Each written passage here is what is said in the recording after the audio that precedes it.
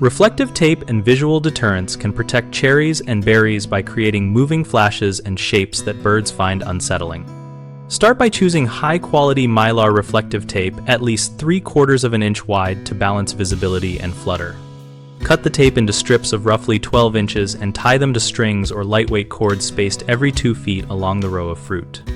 Hang the strings at varying heights from branches and support posts so movement is more chaotic and less predictable for birds.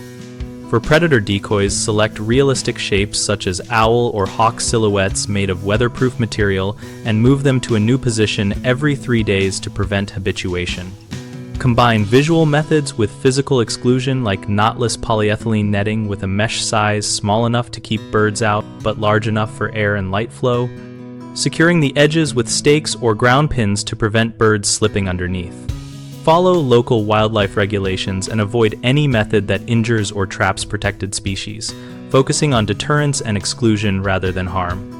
The most common mistake is placing reflective tape too sparsely and expecting full protection, so increase both density and movement by adding more strands and varying heights to improve coverage. Another issue is leaving decoys in the same location until birds become used to them, so rotate decoys and occasionally change types or orientations to maintain the impression of risk. A third problem is relying solely on visual deterrents in heavy bird pressure situations, so combine tape and decoys with properly installed netting for reliable protection during peak ripening and harvest times. BigHomeProjects.com connects homeowners with local contractors and offers a discussion community where people share field reports and installation tips about bird control methods. We help contractors find project leads and homeowners compare approaches, materials, and real-world experiences.